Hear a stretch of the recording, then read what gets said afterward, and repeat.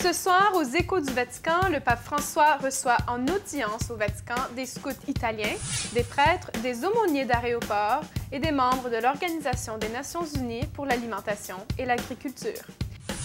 Il rencontre le président de la Russie, Vladimir Poutine, puis le Conseil des cardinaux crée un tribunal pour juger les infractions de pédophilie.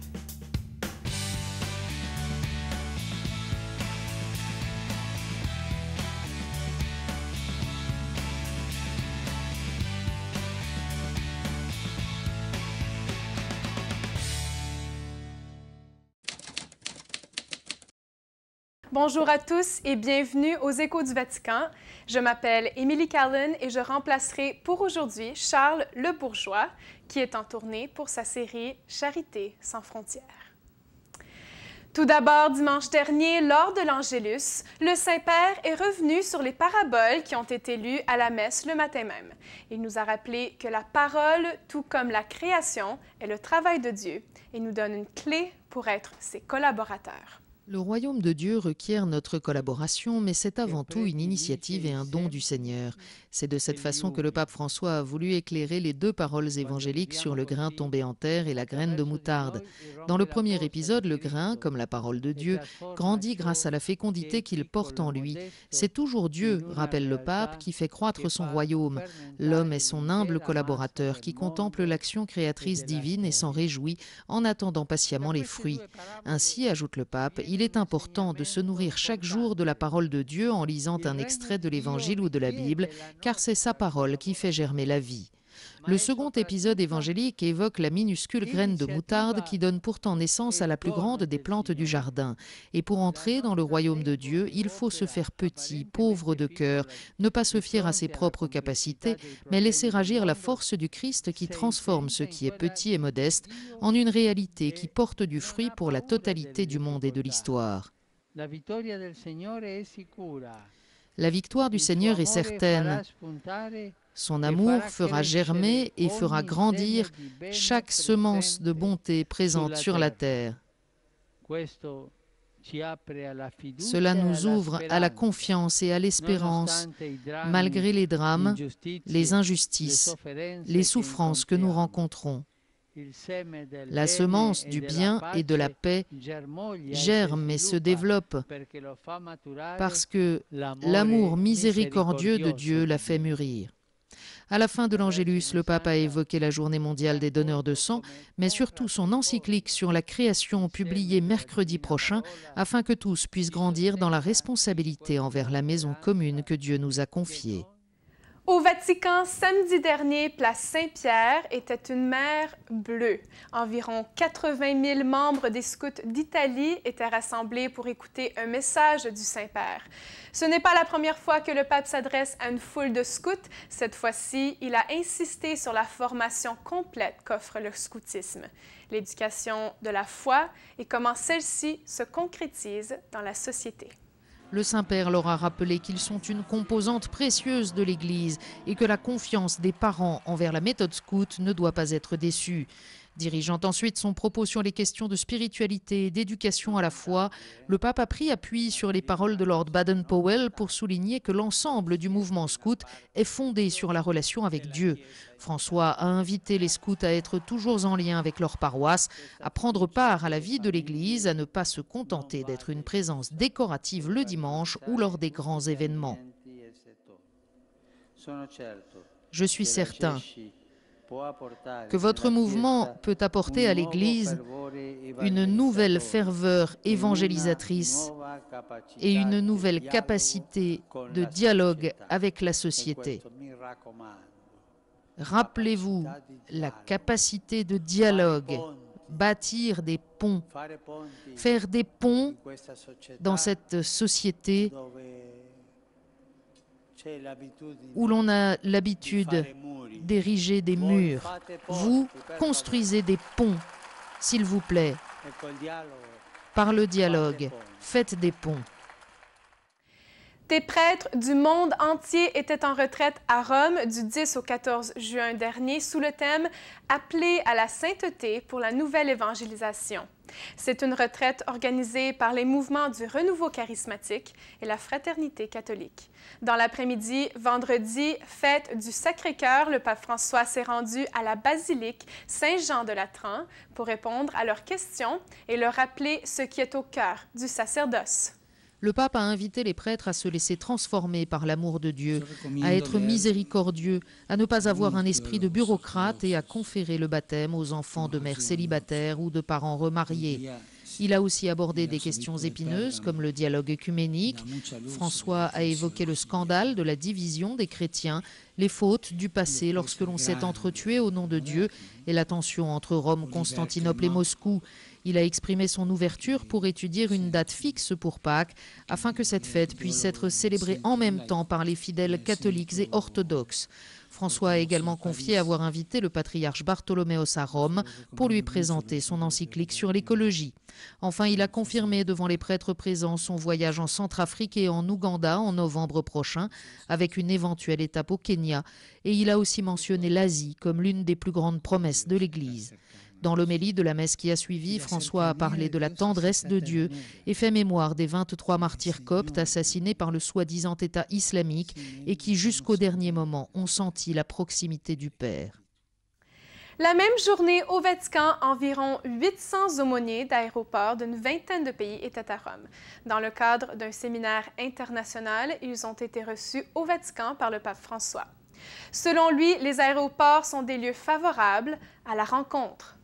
Les aéroports semblent être une ville dans une ville, où les multiples réalités se croisent et se superposent. Là aussi, il est important de pouvoir redécouvrir le visage compatissant de Dieu. Dans ces lieux particuliers, comme les frontières, il y a des personnes qui voyagent pour le travail, pour le tourisme ou pour d'autres nécessités. Il y passe des migrants, des réfugiés, des enfants et des personnes âgées, des personnes qui ont besoin d'attention spéciale. Sans oublier ceux qui travaillent là tous les jours, avec leur situation personnelle et professionnelle. Devant cette part d'humanité cosmopolite, l'aumônerie de l'aéroport est appelée à être un lieu d'unité dans la diversité. Les chapelles offrant un réconfort, un encouragement manifestant la miséricorde divine.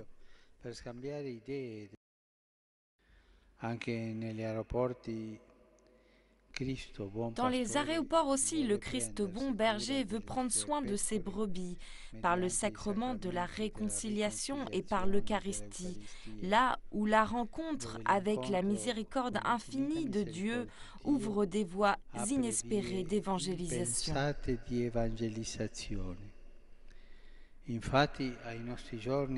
En effet, de nos jours, annoncer l'Évangile implique de soutenir des gens qui souffrent dans leur cœur et dans leur vie.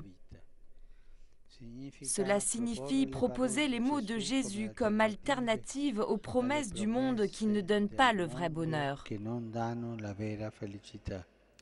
La FAO tenait à Rome du 6 au 13 juin dernier leur 39e conférence pour établir leur programme biannuel et priorités et budget. Parmi eux, 120 représentants de pays membres de l'Organisation des Nations Unies pour l'alimentation et l'agriculture ont été reçus au Vatican pour une audience avec le Saint-Père. Celui-ci a maintenu que l'accès à la nourriture pour tous est vital. La devise de la FAO le rappelle, du pain pour tous. Continuons la lutte contre la faim sans arrière-pensée. Au lieu de nous impressionner, attaquons-nous de front aux réalités. Modifions notre rapport avec les ressources naturelles, l'usage des terres, modifions notre comportement, éliminons le gaspillage. Ainsi, nous vaincrons la faim. Dans un long discours, le pape François dénonce une certaine tendance à ne pas agir, à déléguer aux autres, à ne pas affronter le problème de la faim alors que l'accès à la nourriture est un droit garanti et un droit pour tous. Il faut se préoccuper également du gaspillage de nourriture, un tiers de la production totale. En changeant nos habitudes de vie, on pourrait mieux distribuer les ressources. La sobriété, a affirmé le pape, ne s'oppose pas au développement, mais c'est une de ses conditions. D'autre part, il faut considérer les produits de la terre sacrés, car ils sont le fruit du travail des personnes et non l'objet de spéculations financières. Parmi les préoccupations du pape, la pénurie d'eau et l'accaparement des terres cultivables par les entreprises transnationales. D'où l'invitation du pape à la FAO à encadrer le travail des usines familiales et d'autres pays à réguler l'usage et la propriété de la terre pour éliminer les inégalités. Des rencontres avec les chefs politiques font partie du quotidien, ou presque, du Saint-Père. Hier seulement, le pape François a reçu le président colombien Juan Manuel Santos. Jeudi dernier, c'était au tour de la première ministre de la Pologne, Ewa Kopacz, et le jour précédent, le premier ministre du Canada, Stephen Harper. C'était une rencontre privée de 10 minutes avec le chef du Canada, où dès son arrivée, il a partagé ses préoccupations concernant la visite du président russe Vladimir Poutine au Vatican. Le premier ministre est revenu sur le rapport final de la Commission canadienne Vérité et Réconciliation, indiquant au pape une lettre dans laquelle on lui demanderait de s'excuser au nom de l'Église catholique sur son rôle dans les pensionnats autochtones. Stephen Harper n'a pas formellement demandé des excuses au pape. Plutôt, il l'a invité à visiter le Canada pour son 150e anniversaire en 2007. Cette fête correspond à l'anniversaire de la fondation de la ville de Montréal, qui célébrera 375 ans. Le rendez-vous du pape François et du président de la Russie, Vladimir Poutine, était très attendu mercredi dernier. Sa dernière rencontre était en 2013. L'audience privée de mercredi a duré près d'1 heure. Le conflit en Ukraine et la situation au Moyen-Orient ont été au cœur du long entretien entre le pape François et le président de la Fédération de Russie, Vladimir Poutine. Le pape, selon le porte-parole du Vatican, le père Federico Lombardi, a affirmé qu'il faut s'impliquer dans un grand et concret effort pour réaliser la paix en Ukraine. Le pape et le président Poutine ont convenu sur l'importance de reconstruire un climat de dialogue et que toutes les parties s'engagent pour acter les accords de Minsk. Essentiel également l'engagement pour affronter la grave situation humanitaire, en assurant l'accès aux aides et avec la contribution de toutes les parties pour une détente dans la région. En ce qui concerne les conflits au Moyen-Orient, sur le territoire de Syrie et de l'Irak, il a été rappelé l'urgence de poursuivre la paix avec l'apport concret de la communauté internationale en assurant dans le même temps les conditions nécessaires pour la vie de toutes les composantes de la société, y compris les minorités religieuses et en particulier les chrétiens. Au terme de l'audience, le président Poutine a donné au pape une représentation en broderie de la fameuse église de Jésus Sauveur, pendant que le souverain pontife a donné le médaillon de l'artiste Guido Verroy, qui représente l'ange de la paix et invite à la construction d'un monde de solidarité et de paix fondé sur la justice, et une copie de l'exhortation apostolique Evangelii Gaudium.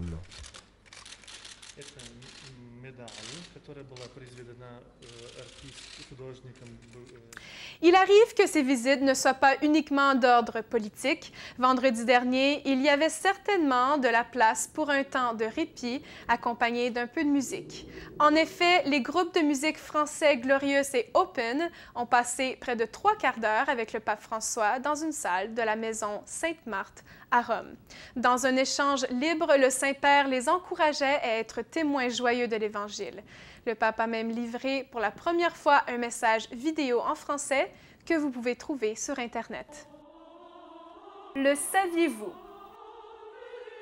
Afin de souligner le 200e anniversaire de la restauration de la Compagnie de Jésus, le compositeur célèbre Ennio Morricone a écrit une messe intitulée Missa Papae Francesci. Pour rendre hommage au pape François, elle a été présentée au grand public mercredi dernier à l'Église du Jésus à Rome.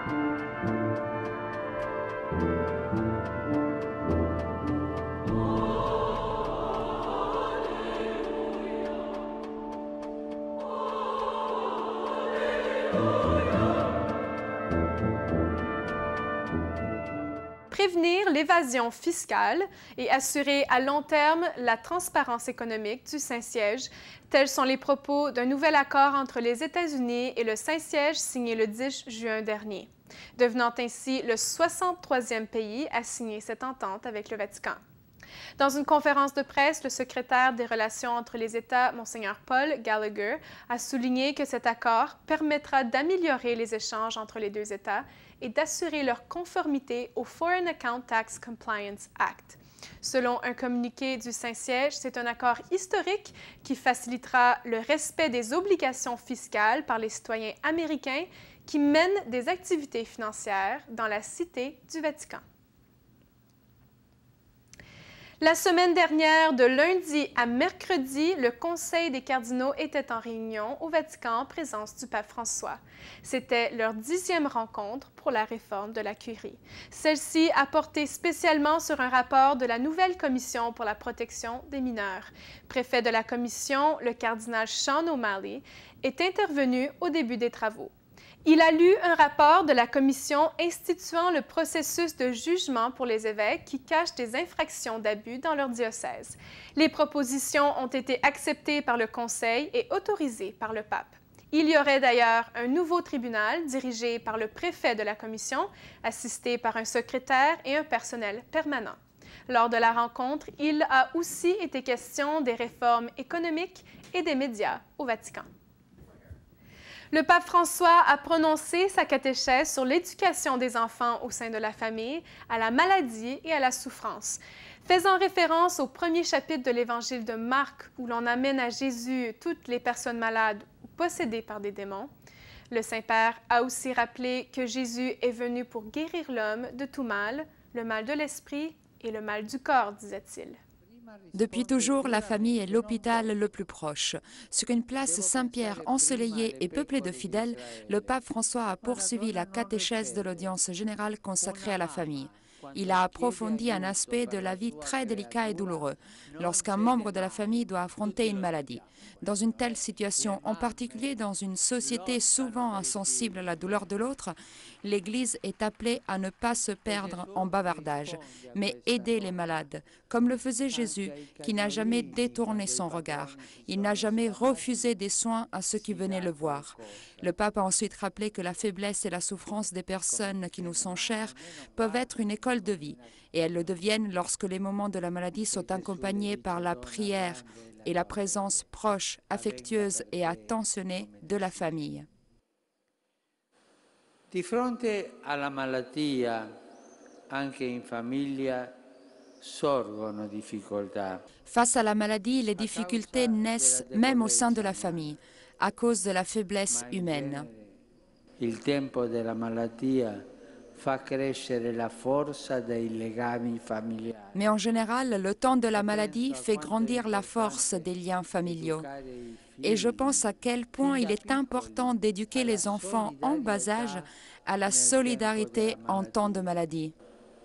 Un'educazione che tiene al riparo dalla sensibilità per la malattia umana. Une éducation qui tient à l'abri de l'attention pour la maladie humaine dessèche le cœur. Et à cause d'elle, les jeunes sont anesthésiés. Verso la sofferenza altrui. Ils sont incapables de se confronter à la souffrance des autres et de vivre l'expérience de la limite. L'esperienza del limite. La question de la semaine, c'est Jonathan qui nous la pose. Qu'est-ce qu'une encyclique? Et oui, le pape François publiera sa prochaine encyclique sur l'environnement cette semaine. Et l'on se demande alors quelle est l'importance de cette nouvelle lettre. Une encyclique est une lettre écrite par le pape aux évêques et par les évêques aux fidèles ou à toute personne de bonne volonté. Mais plus que ça, elle réaffirme la position de l'Église sur un point moral ou doctrinal d'actualité, mais sans chercher à instituer un nouveau dogme. Dans le cas de l'encyclique sur l'environnement Laudato Si ou Loué sois-tu, elle soutiendra la place de l'Église au sein du dialogue pour la protection de la création. Ceci termine une autre saison des Échos du Vatican. Merci d'avoir été avec nous et à une prochaine fois.